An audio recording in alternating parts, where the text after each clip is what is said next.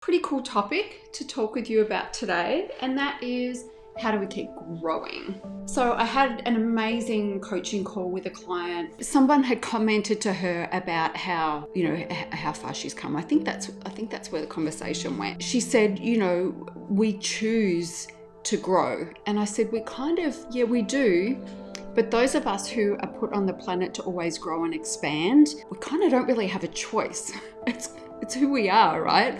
And I had to remind her that who she is now is this incredible coach who gets incredible results, who makes incredible money. And she's done this for a couple of years, but her identity is still yet to catch up. And that is really common with the people that I work with. They have these massive leaps and then they're really consistent with their success, but they're still behaving and thinking like it's all going to come to an end and they don't know how it's going to be able, how they're going to be able to replicate it the next month, even though they've been doing it for months and months and months at a time. The work that we need to do constantly is really choosing the identity that we are moving into. So really choosing that next level version of who we are and being super practical about what that means, as well as doing the inner work, right? When we start with the practical stuff, the other stuff can catch up. I want you to really consider how you think about yourself right now is what got you to where you are, and you should be super proud of that because I'm sure it's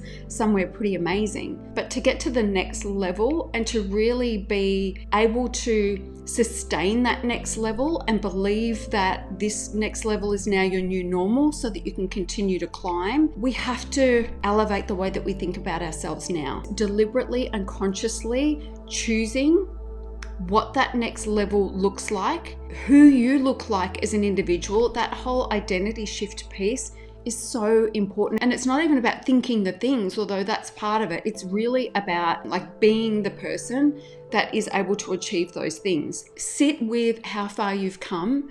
Sit with who you were, who was the person that you were that got you to where you are right now. Yeah, when we're fighting it, that's when we have this feeling of being unsettled.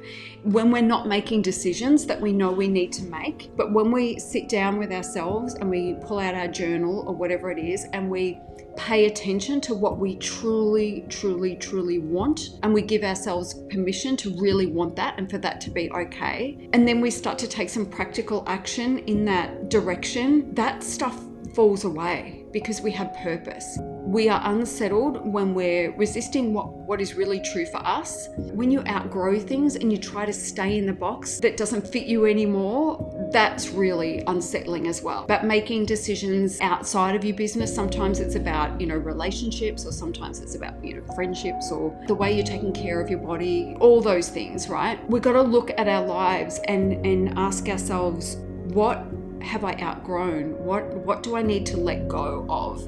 What is no longer for me? And do that work. And that's where sometimes it's really hard. As I spoke about earlier, I had to let parts of me die, parts of me that I really fucking loved and was really proud of. But it's like, I can be proud and I can have a lot of love for the person that I was because of where I've been able to take myself, and she served a purpose and she was amazing, and there are always going to be elements of that woman, but I'm more excited about the woman that I'm becoming. You can't straddle both camps. You can't have one in the past and one in the future and stay there. You've got to make a choice. And I want you to choose growth. I want you to choose the big dream. The big dream, the one you're too scared to dream. Choose that one. Align your identity with the woman or man who's going to achieve that thing. It will happen for you. It really will. And if you're unsettled and you're going through a bit of a shitstorm right now, what is the path of least resistance? Surrender to wherever it is that the universe is trying to take you. Pay attention to the signs. Get excited about it. Don't be scared. Anyway, enough about that. I hope that's inspired you. Thank you so much for being on the call. I've really loved it and I want to do more of it.